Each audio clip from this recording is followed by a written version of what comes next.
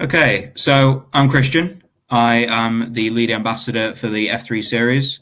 I'm the one who's been spamming and posting about this for the past couple of weeks. Tonight we are having the first episode of the F3 series, the Clinical F3 number 1, with Dr. Natasha, who is very kindly going to tell us all about her F3 experience. Also joined tonight by Shiv, who is one of the founders of the Portfolio Clinic, which is kind of the umbrella that all of this comes underneath. Shiv, if you want to just tell us a little bit about the Portfolio Clinic to start. Yeah, sure. So just go to the next slide. So yeah, I'm Shiv. I'm one of the co-founders of the Portfolio Clinic. The Portfolio Clinic is a near-peer mentorship organisation which delivers mentorship to junior doctors looking to go into specialty training, but also to meet the foundation requirements for the ARCP. If you're interested, please check us out at the www.theportfolioclinic.com, even just to have a look at some of our mentors. We're a social enterprise, so our mentorship is free at the point of contact. So feel free to check it out and register and book in your initial consultation if it's something you're interested in. Back to you, Christian. Yeah. Great, thanks, Shiv. Okay, so I'm going to hand over shortly to Natasha. We've still got a few people joining here and there, but it is going up to 7:05, and we'll probably crack on sooner rather than later.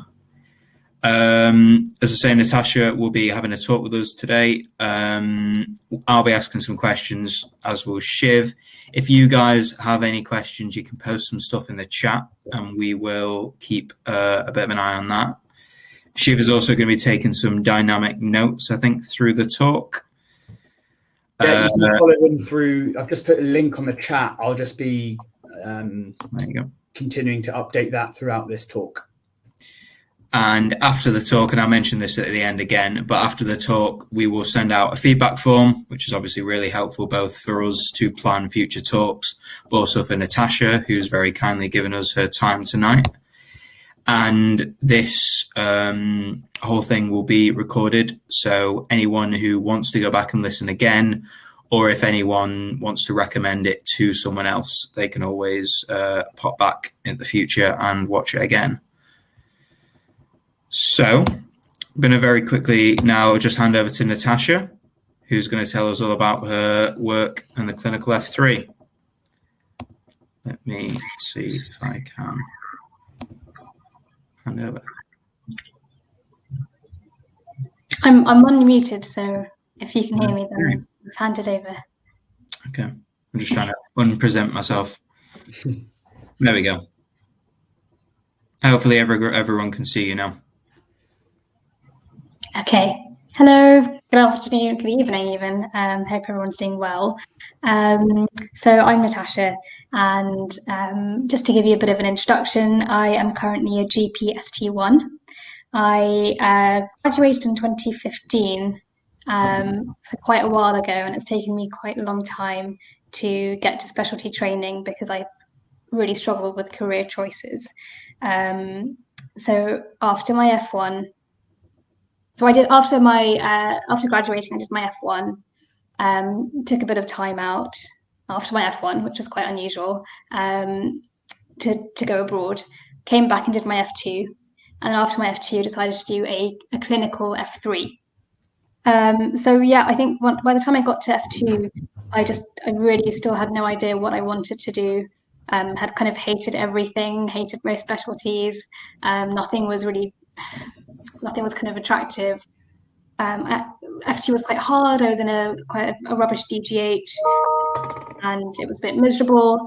But actually, one of the specialties that I ended on was palliative care, and it felt like a giant hug. It was lovely. It was a warm, welcoming environment after going through a rough time.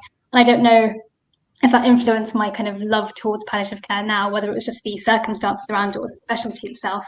But I'd already decided to do the F3, and I landed on the specialty, and I was kind of enlightened, and I was like, okay, I think this is what I might want to do, but wanted to kind of it's very different when you do an F2 in any specialty compared to when you're doing it as a trainee or as a kind of a grown-up doctor. So I felt like I needed a bit of actual proper experience, a bit of time in the specialty to get to know it a bit more.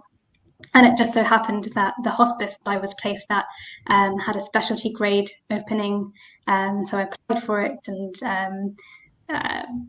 got the job. So so I started my specialty grade job at the hospice, and I was there for 2 years, 2 and a bit years actually.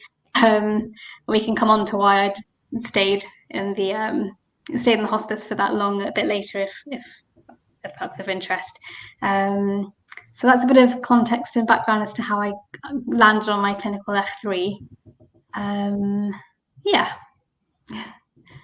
Great. So it sounds like you, as you say, the experiences that you had in your F2 year really influenced what you then did for your F3. So how did you kind of go? You said you found out about the role. Where did you find out about the role from? Sorry. So it was very internal. Your F2, your F1, F2 placements are 4 months long. I think within 1 month I was kind of really liking it, and I knew that I wanted to try and get some sort of extra experience, and I was kind of sniffing around and kind of figuring out what everyone else was doing and trying to be quite smart about it. So I knew that the specialty grade at the time was applying for training and she'd be leaving, and so immediately 1 month in I was kind of making friends with all the nurses and all the doctors, and being extra kind and making extra cups of tea. So it was kind of internal. I knew it was coming up. They posted the job online, as they have to make it equitable and fair. So it went on NHS jobs. And I think when it got to interviewing, it was myself and 2 other people who interviewed. Another person who was applying for an F3, and then another doctor who had qualified and been a GP for a while, I think. And I guess those extra cups of tea paid off. So in terms of the interview itself, I mean, are there any tips, or how was your experience interviewing? Is there anything you could say to people who were going to go for a job like that? I think if you're in a place that you really like, and this is true for any job and any career and any position, any grade, if you find a place that you like and you know that you want to be there for a bit longer, it's about putting the extra mile in. So being kind to people, making that effort to get to know names of nurses and doctors, receptionists, really embedding yourself within the institution. I took up audits and quality improvement projects in the 4 months, and made sure that I kind of delivered and presented what I found. Just being extra enthusiastic. And then when it came to the interviews, I had all this kind of stuff that I'd already done for the hospice or done with the hospice that I could present and say, well, I did this for you. And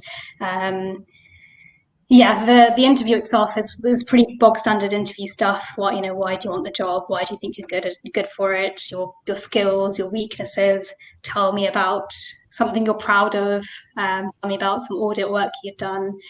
Very, very bog standard stuff. I used the medical interviews book. There's one that I think that everyone uses, the medical specialties. I'm sure I can dig it out and send a link, but that was useful for preparing. But I really did properly prepare. I created a portfolio folder to put all of my kind of audit work and any kind of courses or certificates that I had. And I was the only person to bring a little portfolio with me. And the person who interviewed me told me that they were impressed that I had kind of put the time in to bring something to the interview. I think that's a little tip if you have the time to just to prepare and show that you had prepared for it. Yeah, it's very impressive. I would never have thought to do that for the jobs I was going for in my F3. So. Sure. Well, I think also you are expected to have a portfolio when you're applying for specialty training. For most specialty training programs, you are. So you're just getting yourself prepared, and when it comes to you actually applying for jobs, it's already there. You've done the hard work of putting a lot of things together, and then it's just adding to the folder. These are the days of paper. paper applications. I don't know how it's changed. And in terms of, again, you've kind of said that you were quite interested and you had a good experience of palliative care. What kind of swayed you to pursue the clinical fellowship role instead of something like locuming or going into training? Or was it kind of, as you've explained, that you were a little bit unsure about things and you wanted some more time? Yeah, I mean, firstly, there isn't really a locuming role in palliative care. Most hospices are staffed by their specialty trainees, their GP trainees, their trainees, their kind of, and then a staff grade doctor. So there wasn't an option to kind of locum as such. And then choosing whether to do the locum ED versus the kind of specialty job, it's just that I knew that I liked the pal care and I wanted to do that a bit more. And I think maybe at the time the idea of locuming maybe scared me a bit. I think I wasn't ready to kind of not have a kind of proper job. I think that's really common. Yeah, I actually, later on did quite a bit of locuming and felt a bit more confident. But I think the other thing we can talk about a bit more is being in a specialty grade job. Your institution invests in you. They're there. You're there every day. You are their continuity, where other trainees are going off and having to, I don't know, maybe they're working part-time or splitting their role between two different specialties. You are their continuity, so they like to keep you happy.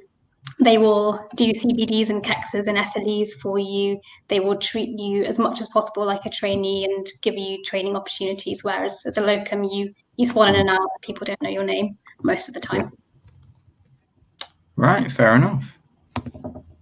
So when you were in the role, just tell us a little about what was your typical kind of day like? What was the typical week like?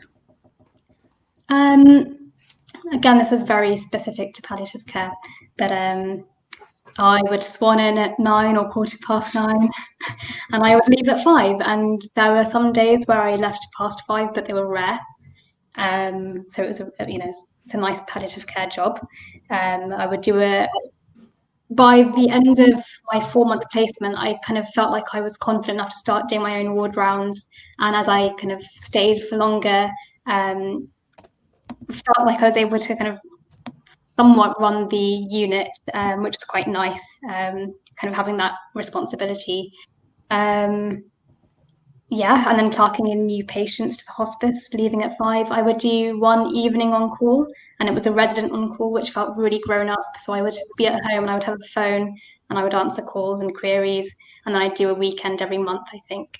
And what was really nice about the job was, I know it's not paid as well as locum rates, but they matched what grade I would have been. So they matched the CT1 job, and when I went on to my second year in the hospice, they matched the CT2 salary, sorry. So yeah. Great. So it sounds like that was really good for what you were looking for. Exactly. A bit of time to think, a bit of time to get stuck in and get to know the specialty. A lot of time outside of work to enjoy my hours, my evenings, my weekends. Really important. Yeah, it was good. A huge reason why a lot of people take an F3 is a break from training and something maybe a little bit more relaxed, or and just pursue some other things. I mean, were there anything outside of work that you were doing alongside, or was it a bit of a mental break? I kind of halfway through my 2 years, whatever, I got quite stuck into some of the research things that interested me. So I spent some of my evenings being quite keen and getting some quality improvement projects done within the hospice. And so it gives you that bit of time to also pursue other academic interests or even, social stuff. It really depends on what specialty you're in and what their hours are. It happened that I was in a palliative care job, and it was a 9 to 5, and it might be different if you're an orthopedic specialty doctor and you're expected to be on the on-call. That didn't interest me, but yeah. Good. And you also mentioned already, but it sounds like from the clinical fellowship job, one of the benefits was that you felt part of the team. So you were there a lot. You got to know people, and yeah, I think as well as getting to really, so I got to know the team really well, and I would say that I'm still in touch with a lot of people, in touch with some of the kind of older nursing staff, even they're lovely. But also when you're doing a specialty training job, whether it's an F1, F2, ST1, you spend half the time trying to get to know the job and the process of how to do it, the IT, the kind of pathways of referring or whatever, and all this kind of admin stuff. And by the end of your rotation, you've just started to get to grips with it, and you're expected to move on. Whereas with a job like this, you actually start to really pick up the skill of the specialty itself. So I felt really confident in my pal care skills by the end of the 2 years. As I said, we were having GP trainees and doctors coming in to do their rotations, and because I had been there for a long time, the consultants trusted me, and they really kind of trusted me to manage some of the other trainees, and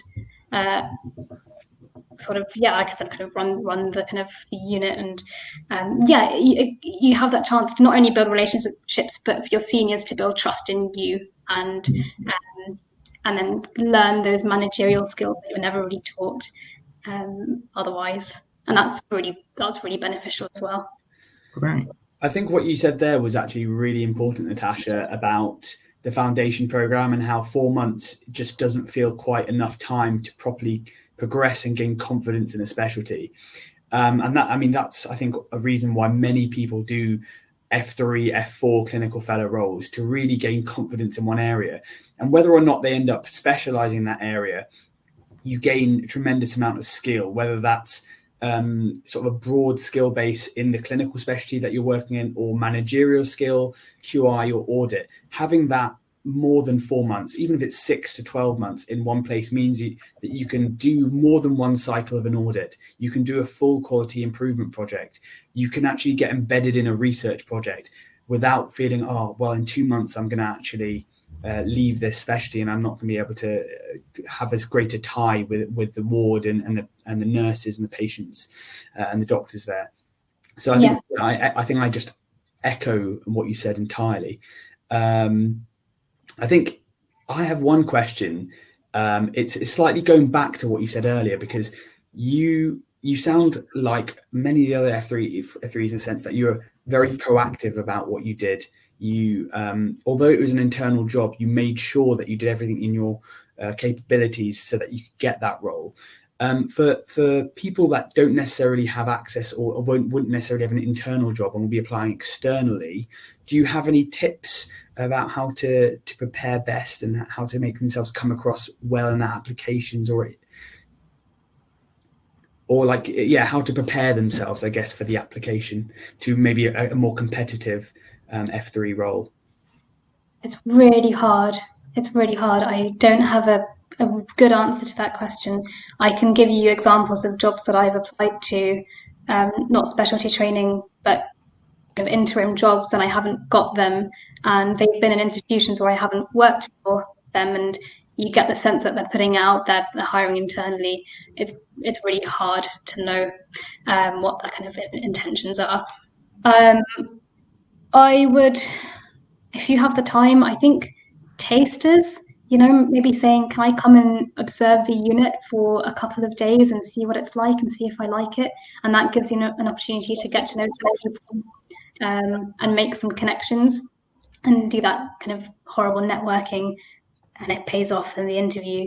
I actually did that a few times. So when I was doing my F3, my F5, my many interim years, I took some annual leave to do some tasters in some other institutions, and kind of, yeah. So if you can, go and visit, do a few days. But otherwise, I don't know. It's really hard. Yeah, I'd agree. It is quite challenging when you feel like there may be necessarily a sway towards internal applicants. I think the idea about taster days is great, And bear in mind to all our viewers that, as Natasha said, you don't have to just do a taste a day in the specialty. You can do a taste a day in the specialty at the place you want to apply. So you can specifically request or send out emails, contact the department and say, I would like to work here because, is there any opportunity for me to do a taste a day with you? And likewise, when I was applying for F3 roles, I sent out emails pretty widespread to intensive care departments just to ask, what do they look for in candidates? And actually, they were very, very honest. And they told you about the kind of qualifications, kind of background, or kind of audit experience they want. So I think it just comes back to, I guess, that proactivity of going out and then trying to find what you need to get the roles like this. Actually, one thing I did do was the person whose job I was applying for, I just spent an evening with her and asked her what her process of applying for the job was. And I think I asked her to even look at my application and my answers and see where I could have improved. I also, on the NHS jobs application form, I don't know if any of you have applied, but I think it's the same form for every single job, and it's huge, and you're expected to write these long essay answers, and you never know whether they're really going to read it or not, but I just treated it as the real thing. And I gave it to, I was doing an ITU rotation at the time, and I gave it to one of the registrars to have a look at my answers and critique it. And that's always helpful to just get some feedback. Yeah, I think that's an excellent idea. I think having that outer perspective on things, I think, because sometimes you think something is worded quite well, but having someone to look at from a different perspective, from someone who, I guess, maybe has more experience or might actually see it from a different perspective is good. Brilliant. I don't think we've got any questions in the chat yet. Just a reminder to everyone, if you do want to ask anything, just post it on there and we can keep an eye on things and try and ask them when it fits in. So it sounds like there were loads of benefits to the job that you did. Is there anything that you think there are any negatives to being a clinical fellow as opposed to doing something like a locum job? I guess so. There are a couple of things that come to mind. First of all, I guess it's the flexibility. So you are in a contracted job and you have a set amount of leave, as with any job. So unlike locuming, where you can decide when you're working and when you're not, you're there for service provision. And that leads on to my second thing, is that you're there for service provision. So yes, they were lovely and offering to do CPDs and KEXs and inviting me to teaching, but it was hard for me to get study leave to attend things if there wasn't enough cover, because they were prioritizing their trainees' study needs. You are there as service and continuity. And so I found that quite hard towards the end when I was trying to get interested in all these other areas, and I actually needed more time in the week to go off and do courses or whatever it was. But I found a lot of my study leave requests, they were being very kind, but they weren't always approved. So yeah, you're not invested in the same way as a trainee. So I think that's the main thing that I during the few years that I was working as a specialty grade, I was like, this is me now. I'm going to be a specialty grade for the rest of my life. I may do a CSER where I don't actually go through the training program, that I CSER it and then gain my competencies and CCT in palliative care as a specialty grade. But very soon realised that actually I'm not getting those teaching and training opportunities, and I like being invested in. As much as it's annoying to have to do all these portfolio things and go through ARCPs, there's a reason for it, and yeah.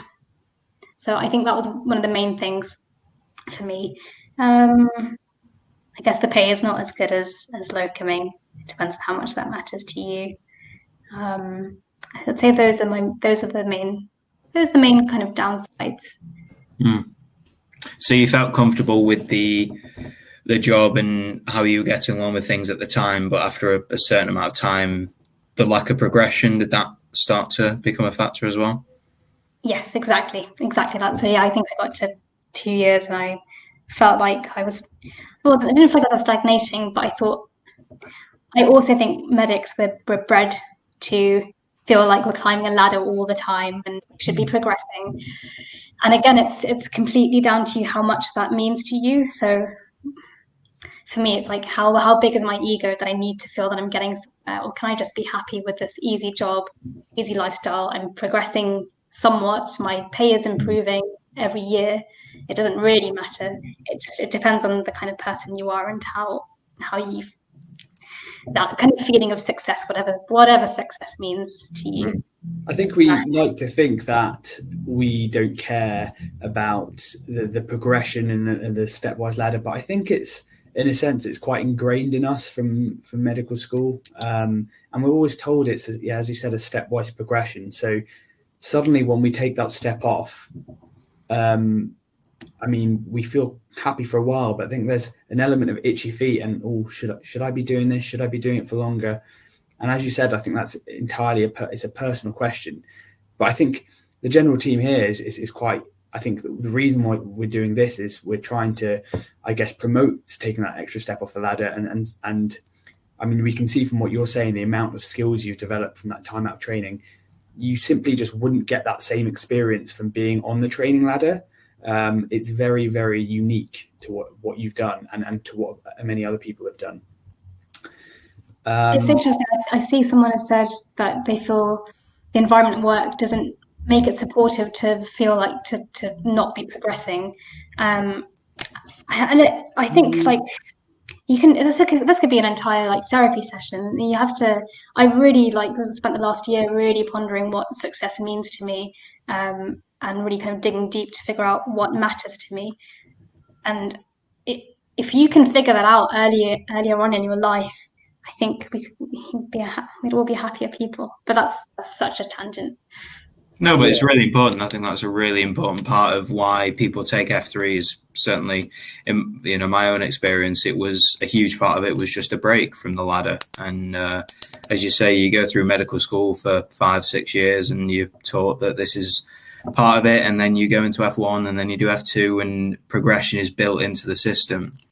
And you need a break from that every now and again, whether that is for 1, 2, 3, or forever, And I think it's really important to make that more acceptable. And I think it is becoming more acceptable now. And F3 it's more common for someone to take an F3 nowadays than it is for them not to. Yeah. So I think recent data says it's between 70 and 80% of people are not entering specialty training. In terms of what Amaya has said, I think to an extent it does still exist. It's normally the older group of consultants and doctors who tend to sort of raise their eyebrows when you say you're an F4 or an F5. But I think coming back to what Natasha said, I think there's an element of having a thick skin. And, if you can ignore that side of things and be happy and be confident that you're gaining the skills that you need. And not compare yourself to other people as well. I think that's tough as well. We all have medic friends and you see other people progressing, and sometimes that also triggers the thing of, should I be going that route as well? But sorry to interject there, Shiv.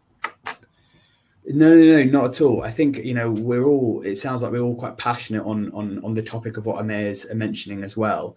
And I think having been through it, I totally appreciate and understand. I felt the exact same thing of that culture difficulty. And I think it does, without a doubt, regardless of how much you try and block it out, it does kind of get under your skin to an extent. So I think, I totally agree with what Amaya said. And there is a change of culture, but it isn't totally changed just yet. I think there's still a lot of work to be done with that. And you're right. I think from a non-training grade workforce point of view and that service provision, it's essential for the NHS. And I think in terms of the long-term plan of the NHS, I think they're putting more work into supporting the non-training grade doctor. And to make them sort of equivalent, if not, very, very similar to what a training grade post should have. have you guys got anything else to say on that? We also have a question from Jenny that we've kind of. It was going to be my next question anyway. It's already been mentioned a couple of times. It was, I don't know if you saw it, Natasha, just about portfolio and maintaining portfolio in your F3 year. I'm going to scroll up to the exact, if I can do. That's a really good question. There are two things to say about it. Thank you for asking. First of all,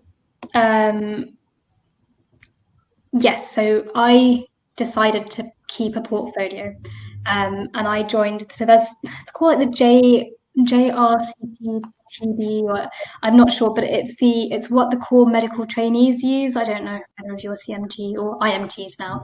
I think that's a portfolio that's organised by, I think, the Royal College. I actually have no idea, but it's a portfolio, and I had to pay £50 to have access to it for 1 year. I treated my year as an equivalent of a CT1 palliative care trainee, and I made sure I basically worked so that I was entering logs so that I was achieving the competencies of a CT1.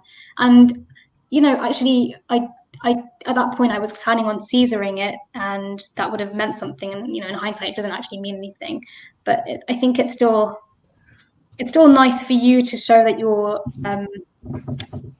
just to see that you're learning and engaging with a portfolio process, because that never leaves. Secondly, when you're out of training, you do still have to have appraisals. So we all go through ARCPs in F1 and F2, and they're inbuilt into the system, and you're kind of shepherded through it. But if you're out of training, you're doing locums, whatever, you have to have, I don't know if you guys found this, but I had to do my own appraisals to show that to keep my GMC registration, I guess, to show that you were still keeping up to date with patient safety and quality improvement, feedback from patients and consultants and all that. And that portfolio helped to kind of bulk up my appraisal system. I was out of training for so long that I actually did a revalidation, my first 5-year revalidation. So if you are planning on being out of training for a while, you may come across the revalidation process.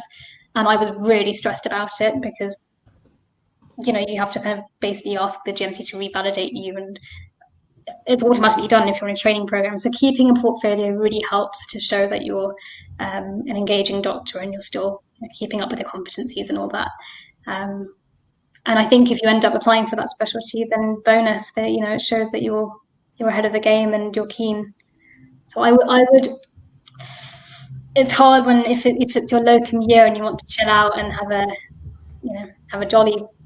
I would say try and keep a portfolio and do the minimum, like 3 CBDs, 3 KEXs in a year or whatever it is. It will pay off. Did you get your portfolio for free, or did you have to pay for it through your fellow? You said it was £50, did you? Yeah, I think I signed up as a non-training associate or something. But yeah, it was £50 for a year. And you said it was was it equivalent of the IMT portfolio? Was that what you were saying? Core medical training? What was it? If one of you wants to look it up, it's called an anagram of JECRT,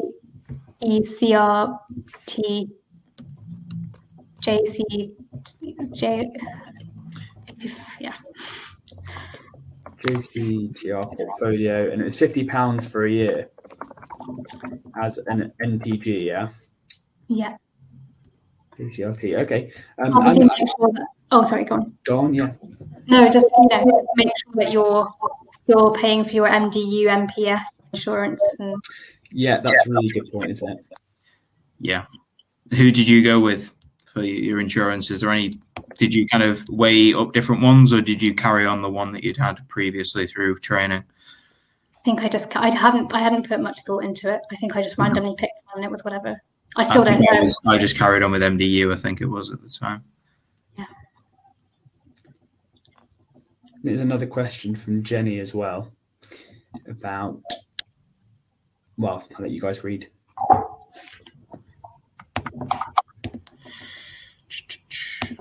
Jenny. Did you use the GMC and vary what you need to do for appraisal? So the appraisal is an online system. when you start a job anywhere, even if you're locoming, you'll be part of a trust, and overseeing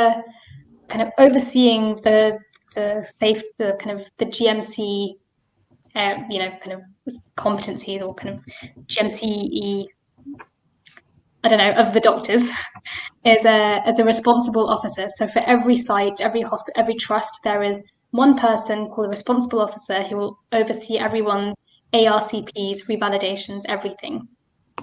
So once you start a job, whether it's locoming or a specialty grade job, find out what trust you belong to, and the responsible officer. Log on to your GMC account online and make sure that you're affiliated with that trust, and that's changed and that's gone through. And then next, I think what you do is you email the kind of revalidation team of the hospital. So there will be a team that's in charge of appraisals, doctors' appraisals, and I basically emailed them to say, can you add me to the appraisal online software platform? And so I get added on. They provide me with a login and a password, all that. I log in, and there you are given it's a form. I think it's broken into teaching, feedback, quality improvement, but there are basically 5 or 6 domains, and you need to just kind of free type what you've been doing to make sure that you're keeping up to date with all those domains. And there are options to upload, certificates, presentations, or whatever. So that's the process. So you don't need to look at the GMC guidelines or anything. It's kind of set out for you. You need to just go through it and tick through it and write whatever you need to write. So yeah, I wouldn't worry too much. But I think the main thing is, once you start a job, wherever it is, make sure that you are affiliated with it, and it's been changed on your GMC account, and you know what that appraisal process is. Is that just me? Did you guys?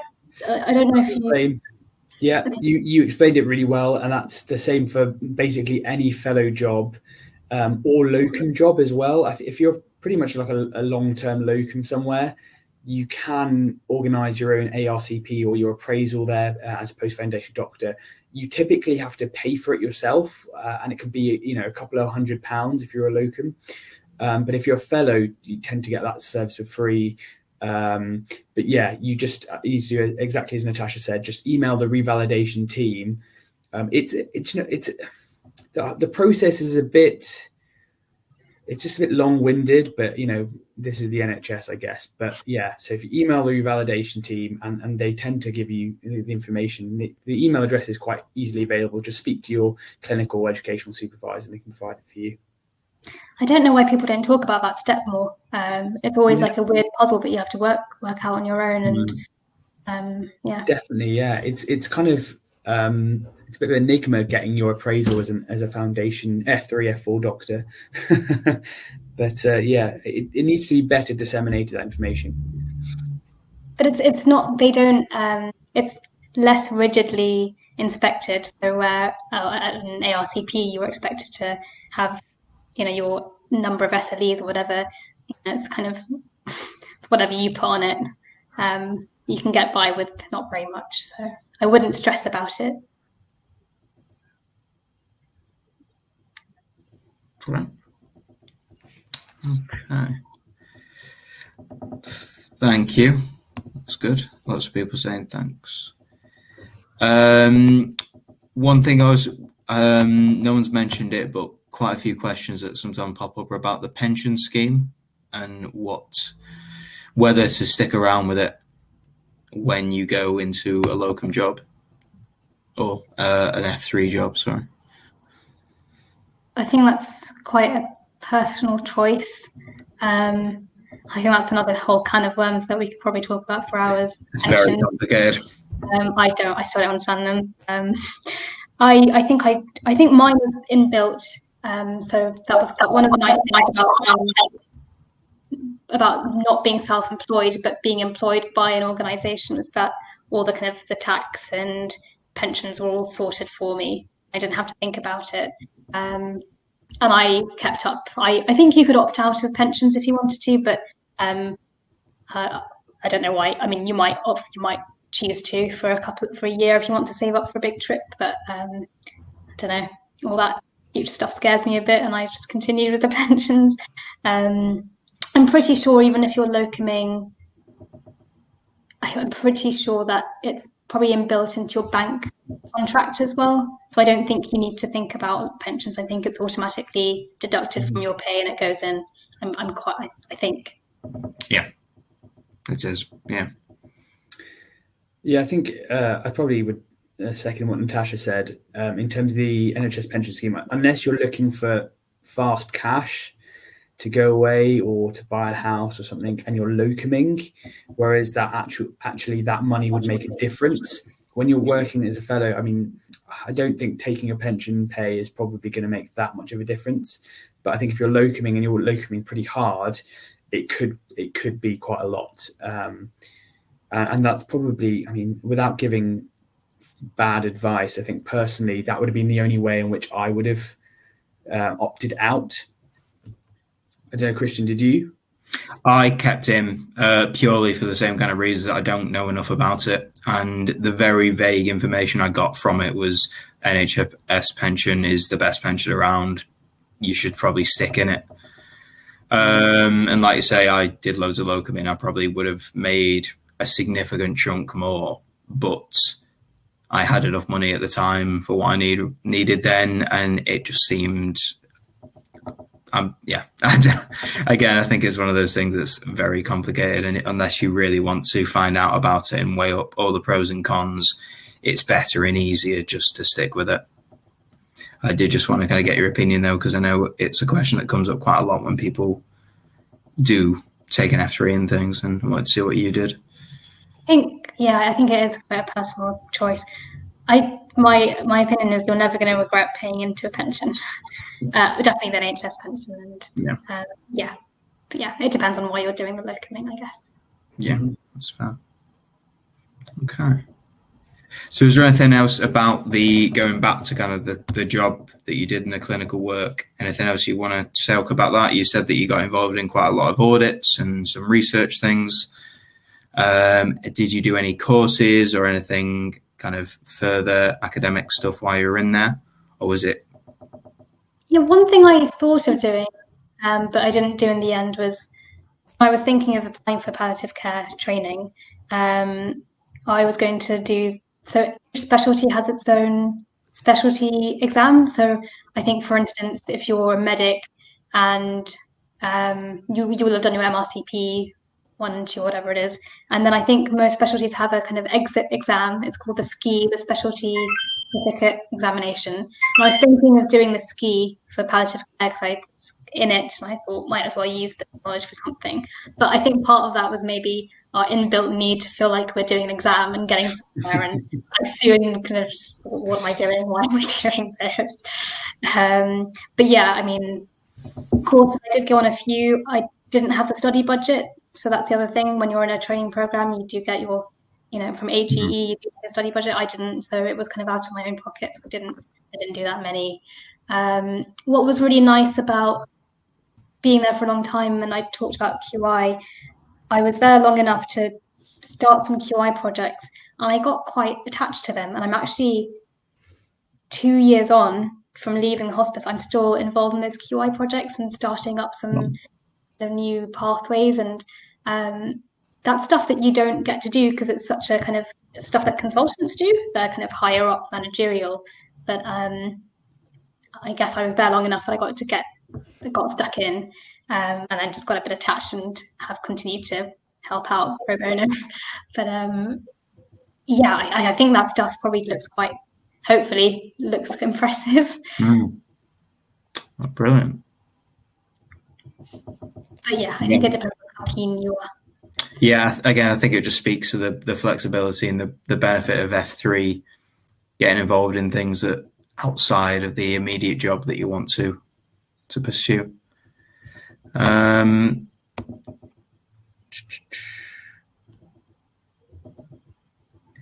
Okay, I mean, there's no more questions in the group at the moment. Shiv, is there anything else that you want to ask? We're coming up to 10 to 8 now.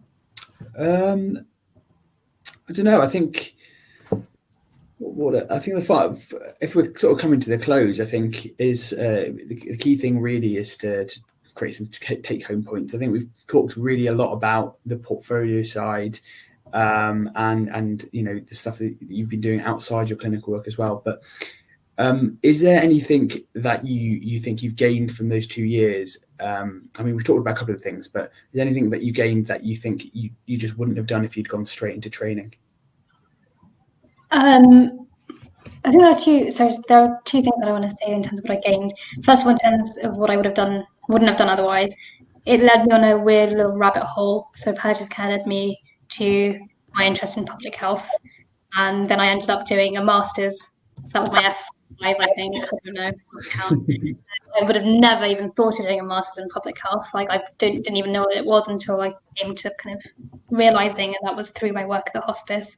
And now, as a result, I have an interest. I'm less than full time, and I spend 80% doing my GP training and 1 day a week doing a kind of research role. So that wouldn't have happened if I hadn't done that year. The second thing to say is just the amount of confidence you gain from doing those extra few years. So when I went back into doing my ST1 this year, I went into acute medicine, and I'd been out of hospital medicine for a good 3 years at that point. I was really nervous, and I was speaking to the consultant who's in charge of the trainees, and I was saying, oh, I'm quite nervous about being back in hospital and doing hospital medicine and acute medicine. And he's like, no, don't worry, you'll be there with F1s and F2s, and you will know so much more than them. Even though I haven't really done much medicine, I haven't done much medicine. So that was I'd done lots of surgery somehow, not much medicine, and I found that I was still looking up things like, what investigations do I need to do if someone's got renal failure and, like urinary creatinine. I still Google that stuff, but you gain this confidence and this kind of innate, like, okay, I need to be worried about that patient. I don't. I guess that just comes with time. And that stuff, you can't learn. It's just experience and kind of getting a feel.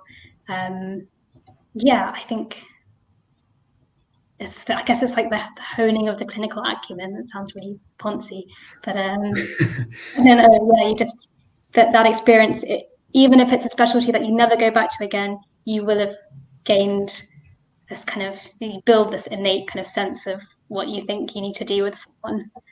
Yeah, I think what you said is gold dust. Is sometimes you don't know what to do, but you know how to go about working out how to do it, if that makes sense. You get the how to, whereas I think during the foundation program, you're sort of just running around like a headless chicken, and eventually you find out the way to do it. So I think there is an element of efficiency that you just seem to develop from your time in the clinical environment, independent of where that is. I definitely agree with that. It's really interesting. Yeah. And that's just me as a really, really junior doctor. Like, if you think about all for instance, all the kind of really old GP partners who've not, they seem so aloof, and you're like, oh God, you're a dinosaur, and you've not been, I don't know. They're just really good, aren't they? They just have this kind of the sixth sense. They just know, having done it for so many years, you build this kind of, I don't know. It's difficult to explain, but as you say, you do kind of inherently know who to be worried about and who not to be. You get this kind of feeling in your stomach that only comes with experience and just seeing more unwell patients. Thank you, Natasha, for everything tonight. It was really interesting. You did really well. I think we can all say that we've learned and benefited from it.